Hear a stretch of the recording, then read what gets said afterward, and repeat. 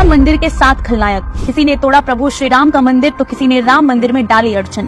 22 जनवरी को प्रभु टेंट से निकलकर भव्य मंदिर में विराजमान होंगे, जिसके लिए करोड़ों राम भक्तों ने 500 वर्षों तक संघर्ष किया। देशवासी राम मंदिर में योगदान देने वालों को याद रखने के साथ उन खलनायकों को भी कभी नहीं भूलेंगे जिन्होंने कभी राम मंदिर तोड़कर मस्जिद बनवाई, और जब राम मंदिर बनने की बात आई तो निर्माण कार्य रोकने के लिए साम दाम दंड भेद की नीति अपनाई। आज हम इस वीडियो में उन्हीं 7 खलनायकों के काले कारनामे आपको बताएंगे। मुगल आक्रांता बाबर, जहां से हिंदू की धार्मिक भावनाओं को कुचलने की शुरुआत हुई थी। 1526 में पानीपत की लड़ाई में दिल्ली सल्तनत के सुल्तान इब्राहिम लोदी को हराकर आक्रांता बाबर ने भारत में मुगलिया सल्तनत की नींव रखी। बाबर ने हिंदुओं की आस्था के सबसे बड़े केंद्र राम मंदिर को तोड़ा। दूसरा खलनायक है मीर बाकी।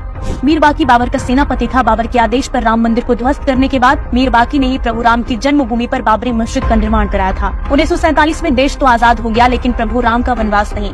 इस लिस्ट में तीसरा नाम है भारत के पहले प्रधानमंत्री नेहरू का। आजादी के 2 साल बाद 1948 में ढांचे की गर्भगृह में रामलला की मूर्ति प्रकट हुई। तब नेहरू ने रामलला की मूर्तियों को मस्जिद से हटाकर चबूतरे पर रखने का आदेश दिया था। सोचिए, अगर नेहरू उस समय सनातनियों की भावना का सम्मान कर लेते तो अयोध्या का विवाद 1949 में ही हल हो जाता। रामलला के प्रकट होते ही नेहरू ने तय कर लिया था कि मूर्तियों को बाहर निकालकर चबूतरे पर रखा जाए। राम भक्तों के आंदोलन को कुचलने वालों में लालू प्रसाद यादव का योगदान कभी नहीं भुलाया जा सकता। बिहार के सीएम रहते लालू प्रसाद यादव ने लाल कृष्ण आडवाणी की रथ यात्रा सीतामढ़ी में रोक दी थी और उन्हें गिरफ्तार कर लिया था।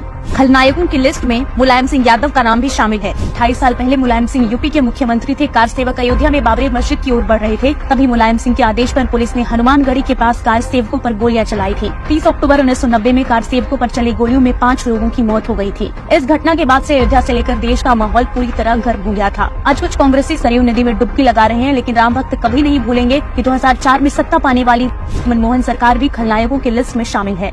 सोनिया गांधी के इशारों पर चलने वाली मनमोहन सरकार ने राम मंदिर को काल्पनिक बता दिया था। 2013 में जब सुप्रीम कोर्ट में सेतु समुद्रम प्रोजेक्ट पर बहस चल रही थी तो कांग्रेस पार्टी ने अपनी असल सोच को जंग जाहिर किया था। पार्टी ने एक शपथ पत्र के आधार पर भगवान श्री राम के अस्तित्व पर ही प्रश्न चिन्ह खड़ा कर दिया था। इस शपथ पत्र में कांग्रेस की ओर से कहा गया कि भगवान श्री राम कभी पैदा ही नहीं हुए थे, ये केवल कोरी कल्पना है। जिस राम सेतु के अस्तित्व को नासा ने भी स्वीकार किया है, जिस राम सेतु को अमेरिकी वैज्ञानिकों ने भी मैन मेड यानी कि मानव निर्मित माना है, उसे कांग्रेस पार्टी तोड़ने जा रही थी। प्रभु श्री राम टेंट से ना निकल पाए, इसके लिए कांग्रेस ने दिग्गज वकीलों की पूरी फौज उतार दी। खैर, प्रभु का काम न कभी रुका था न कभी रुकेगा, लेकिन खलनायकों की लिस्ट अभी खत्म नहीं हुई है।